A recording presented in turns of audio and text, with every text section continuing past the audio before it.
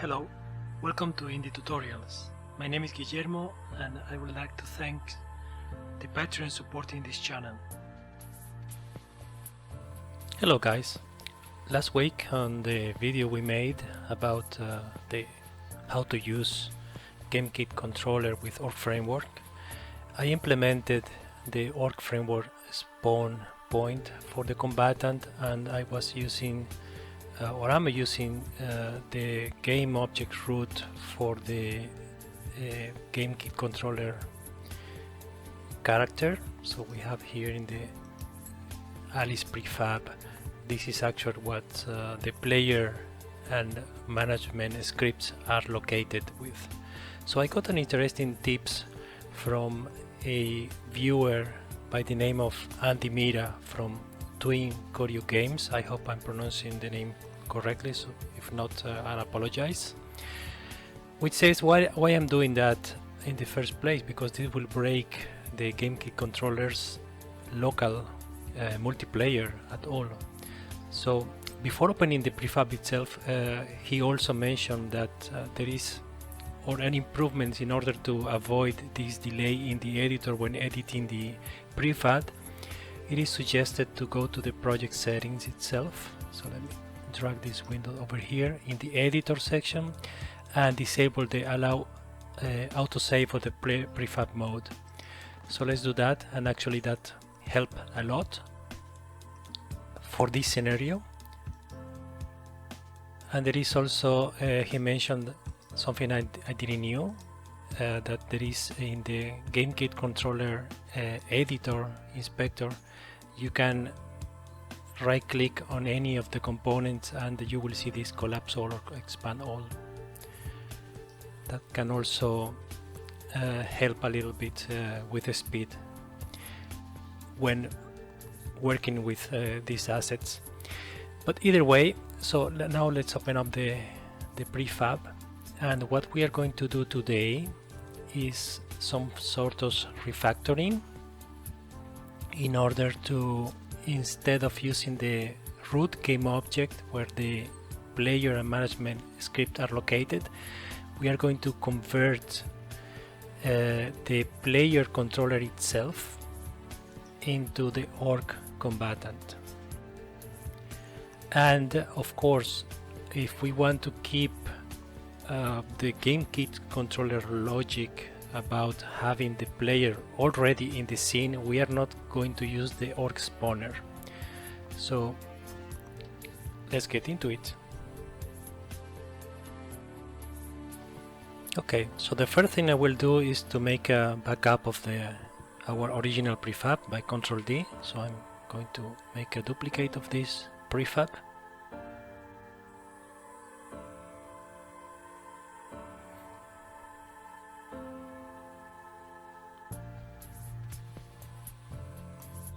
I will pause the video until it's done. Okay, we have the duplicated prefab. I will go into the GameKit controller folder and into the prefabs. I believe this is under down below prefabs manager, player controllers. Yes, there we go. So what I will do is just to copy the name so we are certain that we are using the player and game management in the first place. So let's go to the resources and rename the Alice prefab.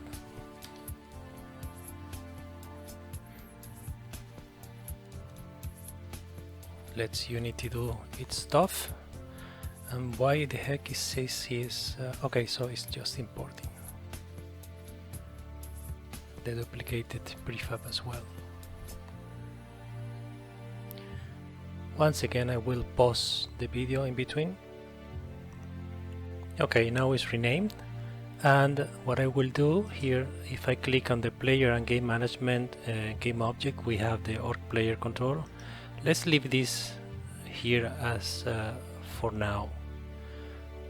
But what I will do here in the player controller down below, remember we have the interaction controller, we don't need to do anything about it.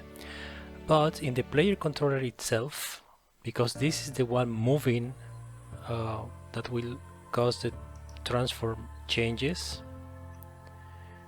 Let's add a component. We can do this via the add component menu button in the hierarchy, or by opening up the Maki scene wizard. Either way, I will go over here, which is, I think, faster. So I will add combatant, and we want to add the component add a combatant. Okay, I will check the remember combatant. This will generate a unique GUID. You can rename this to something meaningful for you if you want. I will leave it as it is for the time being. And from the combatant settings, it's asking me, okay, to which faction this object will be the combatant. So in this case, I will select the player faction. And what combatant do you want this to be assigned to? In this case will be the Alice combatant. Okay, I will leave everything else as it is. So when we start the game, the combatant component will be added thanks to this object here. Okay, so after that, what we need to do is go to the ORK Framework or Maki editor.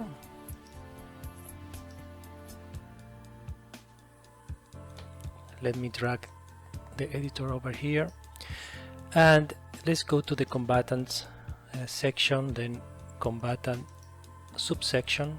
We click on Alice, and since we are not going to spawn the prefab using ORK schematics or Maki schematics anymore, we need to go to the base settings, and I will remove the prefab from here because we are not spawning the prefab anymore, so we don't need that. Save the settings.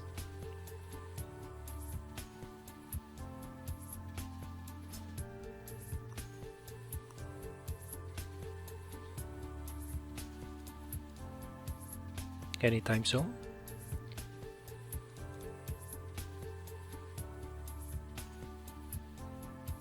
Okay, so now let me close the ORK Framework editor, and let's check what this does.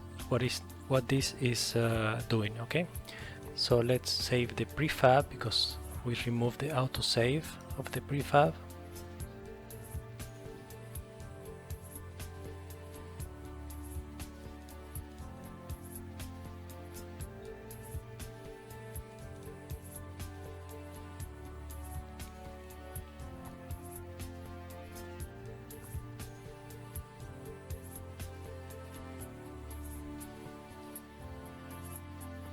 Right, and let's go back to the scene again. Okay, yes, please.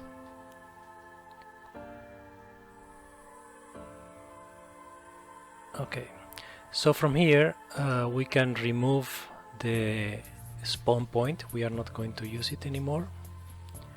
And in the ORK game starter, we had the start schematic asset, which is going to add our combatant to the active group, if you remember, and also to spawn the combatant. So let's remove the prefab out of the start schematic asset slot and see what happened now.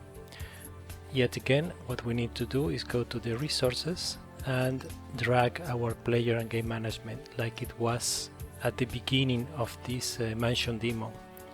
So this game object was already there. You will see that we changed the offset of the mesh is inside the mansion. So let's change the perspective here to top view and try to find the mesh and drag it outside of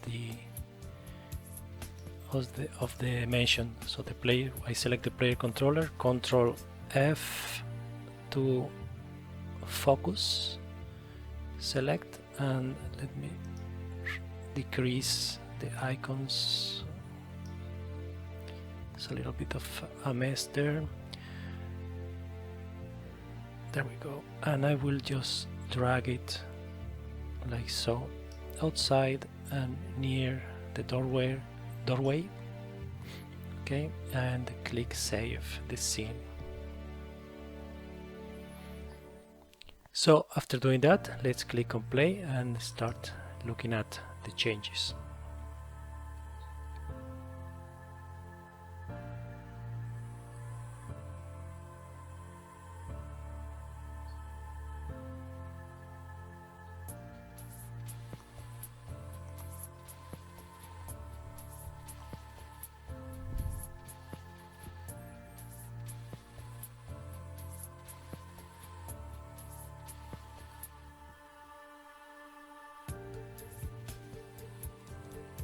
And I had full screen, so let me pause.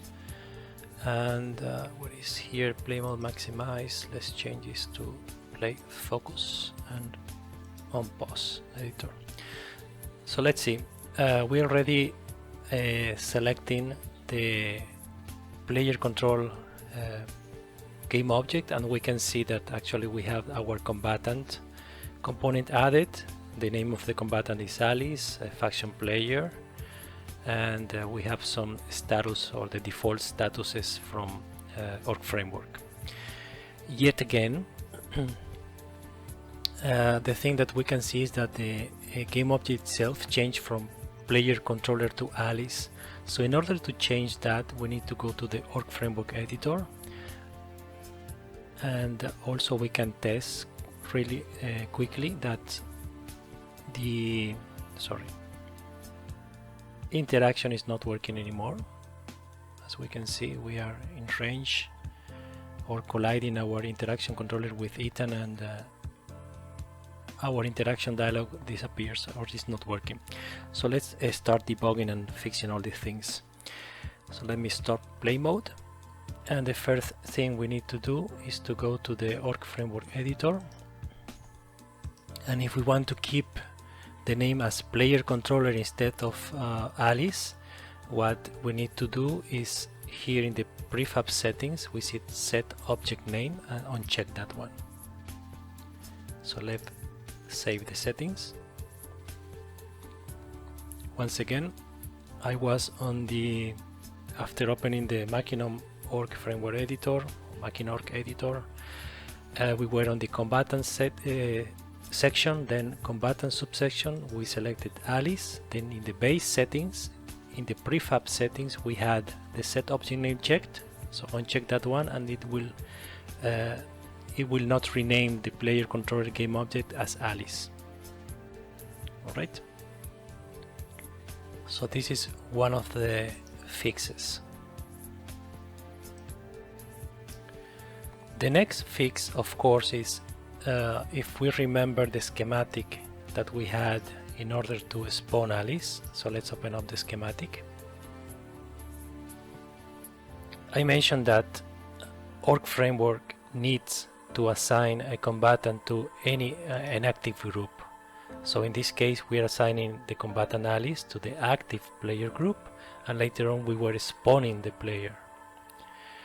So we need to do similar thing, but instead of using this schematic, let's actually rename this one. So let's save a schematic as to something more meaningful what it's going to do, and let's call this one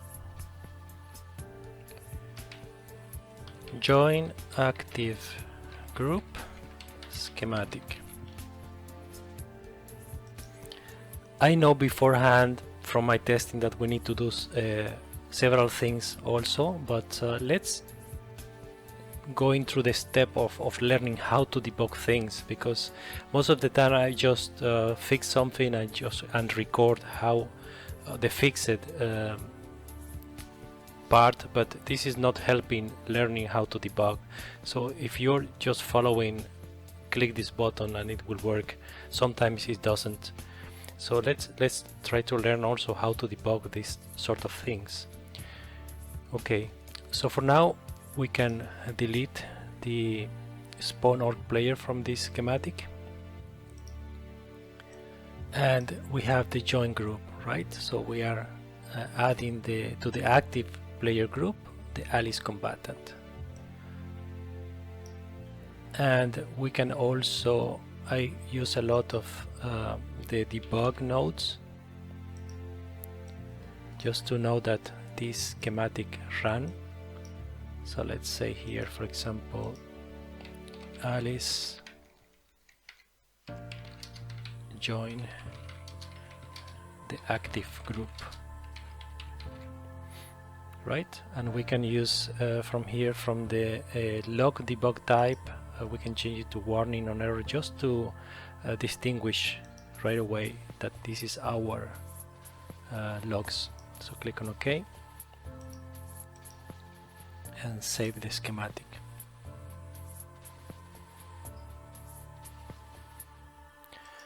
So one thing that we can do is to add this schematic, this join active group schematic, to our ORK game starter, for example. But the thing here is that the schematic itself doesn't know that the player controller is going to be our combatant. So in order to overcome this this scenario, we want to add here a machine object from Makinom. The machine type is going to be an auto machine, so we could either go to Windows, Gaming is Love, Makinom Scene Wizard, and from here we can add a machine, and the machine we want to add is auto machine. So this machine, what it's going to do is start playing the schematic asset we assign here. We can select where or when we want it to start. So in this case I will choose the start method of the behavior, mono behavior, and in the schematic asset we want to assign this spawn Alice, the join active group schematic. We can leave the execution type to single and the update type to update. It doesn't matter because this is not a repeating auto machine. It's going to run just once. Okay. So after doing that, let's save changes in the scene, because we are now working on the component in the scene level. Later on we need to transfer those changes to our prefab itself, but let's test it out.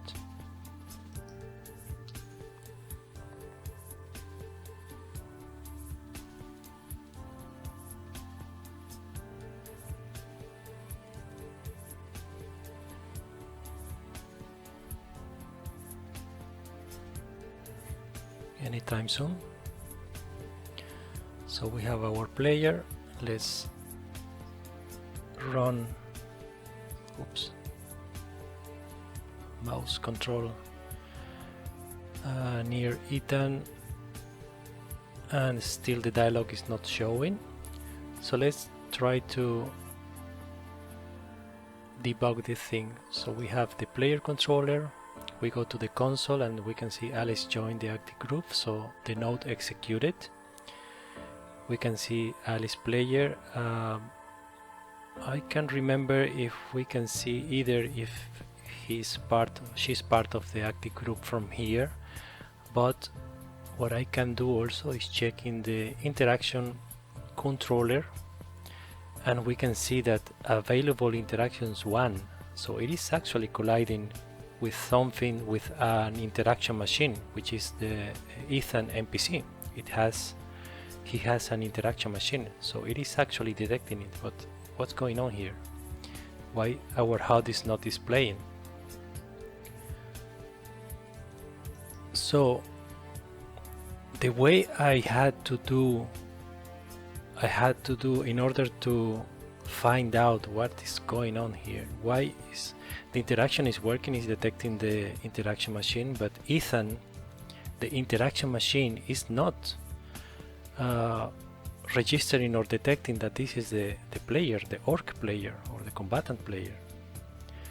So the reason for that, of course, is because in our schematic we need to also, besides, because we are not spawning the player anymore using ORK functions or methods, we need to do similar thing via schematics. So let's stop play mode.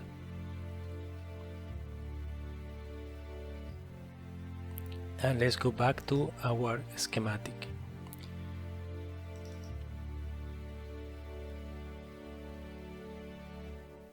Okay, so we are joining the active group, right? And then we need to then set this combatant to be the ORK player. So let's right click and click ORK player, and we have this set ORK player. So let's play with this one. Link the nodes up, and from here it's asking me, okay, which combatant we want to set the ORK player, the main ORK player. Of course, we only have Alice, so let's select Alice in this case and save the schematic. And before that, actually, we can debug this, and let's add a new Unity console node. So let me copy this over here. Actually, I will do a couple of times because we are going to use another node, which is asking, is ORK player, where is it? Let's go ORK, here we go, is ORK player. So after setting the ORK player, we are just to query if that worked. So if success, I will join it to this Unity console log. If fail, I will click here, and let's change the messages. So edit text, Alice is ORK player. Let's keep it in warning, and in the fail, let's select this one, Alice is not a ORK player.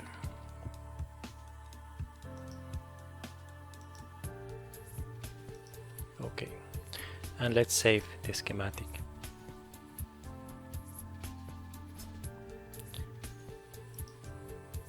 Let's close it up and let's play. And the scene detected a change, so let's save the scene and hit play.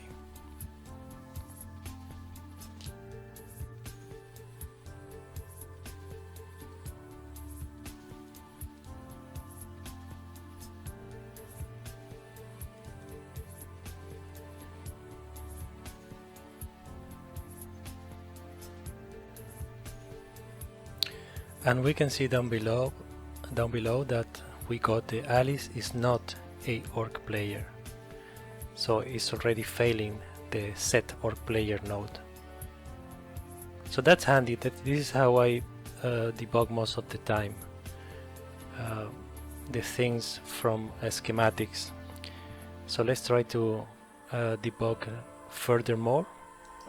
So let me close up, and we can see that because the set ORK player failed, that's one of the reasons the interaction controller is not working, or the interaction machine. I will say the interaction control is working because it's detecting an interaction available, but the interaction machine in Ethan, we had here the interaction machine is not detecting the interaction itself. So let's pause or stop the play mode and continue debugging. Okay, so let's open up our join active group schematic and see what I missed here. Let's make a little bit of room. So we are joining the active group. We are printing in the console when this node ended, and then we are setting the ORK player. We are using the combatant Alice to be the ORK player, and then we are checking if the combatant is ORK player, and here we go. So we have nothing to compare with. So let's select here in the combatant drop down to Alice. So this will check, is Alice the ORK player, and then we can print the result.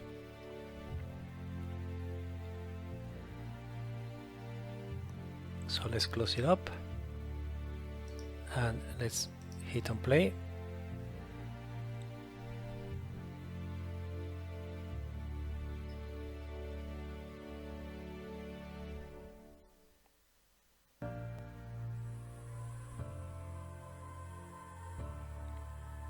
Anytime. So let me try to work with the mouse camera properly, and if we get close to Ethan, the HUD is still not working, and we can see down below in the console that Alice is ORK player. So what is going on here, right? Ethan and the interaction machine is not detecting this interaction for this player for some reason. So let's try to think about what could be happening here, or the way I thought about it is, okay, let me think about it. Alice is the ORK player. The interaction component, interaction machine, need to interact with something, right? That something is the interaction controller from ORK Framework, and it set the interaction controller to interact with nearest, the nearest interaction component, which is the interaction machine from Ethan, and we can use any interaction. Also, what is not happening here is our interact HUD is not being displayed. So let's take a look at the settings there.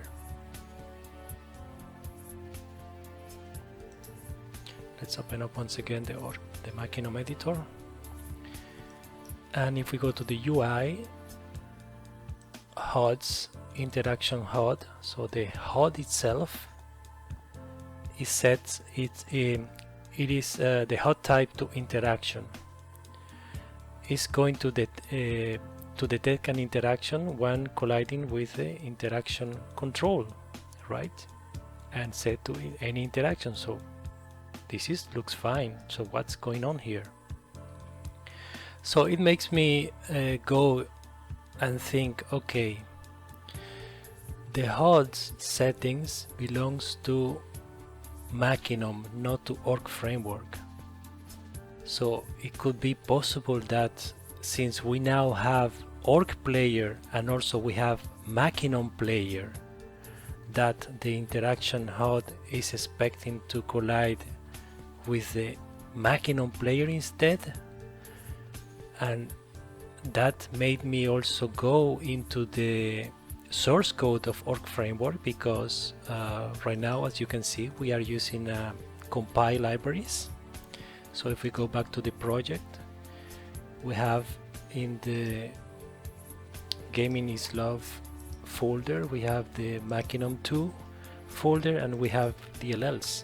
But if you got the Pro full version, you will also have the access to the source codes. So that's what I did. Let me pause a little bit so I can open up Visual Studio. It will take a little bit.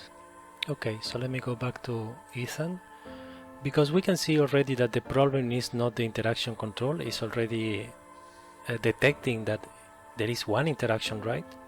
But the interaction machine itself is not detecting the interaction itself. So what I went to is to go to, okay, let's take a look at the interaction machine in the source code. And in this case, let me move the code from here. What I started doing is, okay, so let's say interaction machine, and I had this interaction machine component. This is the one tab I have open. So I went digging into, okay, can this interaction machine interact? What is expecting? Is expecting a game object. Okay, that's interesting. So down below there is another interact function itself, which is the one that should display the HUD, right? And what I saw here is that in this case, because it's Makinum already, we have Makinum Game Player. So this is a player handler from Makinum. Either way, I went also to the HUD component, to try to find how this hot component, because we are set the interaction type to the display type to, or the hot type to interaction, how it's going to display when we have these interaction settings. So in the interaction hot settings we have this interaction source, which we remember we have it to interaction control, to this one in ORK Framework editor. So from here I can do a final references, and we can see from here is being used, so is visible. It will be used here for the interaction behavior.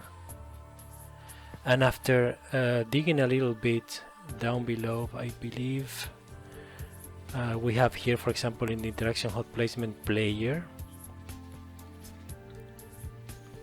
and yet again Maki game player. So that made me wonder, okay, so what happens if in our schematic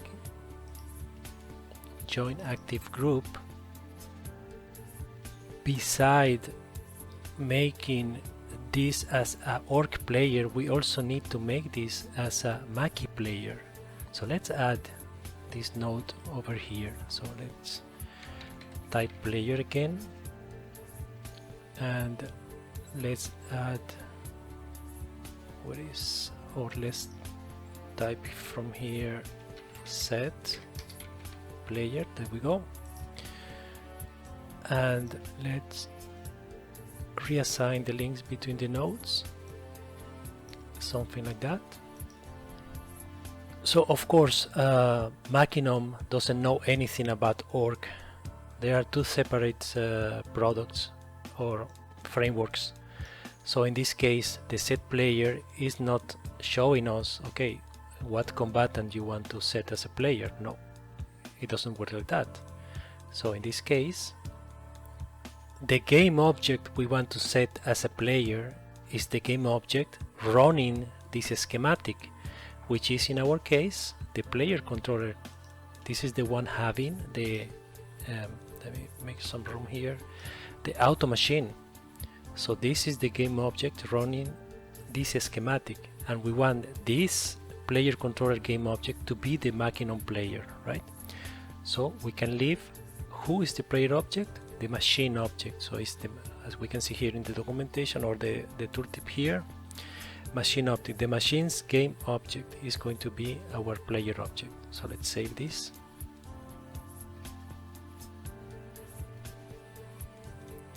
Close editor, and let's hit play. And actually I'm going to connect the gamepad because I really suck at using keyboard and mouse. An apology for that.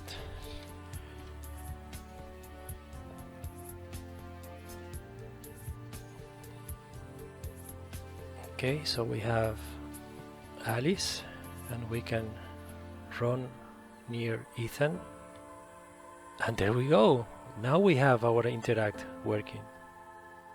So if I press enter key, now we have our dialog, that we can see the HUD is not working anymore.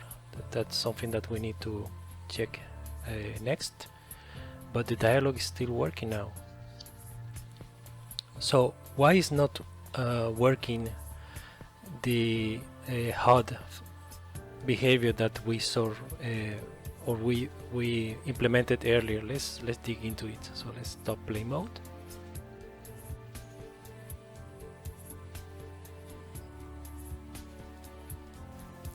Right away the answer for that issue is that of course we have our script at the root of the game object here, the player and game management. So we need to refactor this script to be, in this case, in the player control itself, and perhaps to manage all the game objects in the hierarchy of the player one, the method in charge of hiding the hot elements in the player one. So that's something that we are going to do in the next video. Thank you all for watching and supporting the channel, and see you on the next one.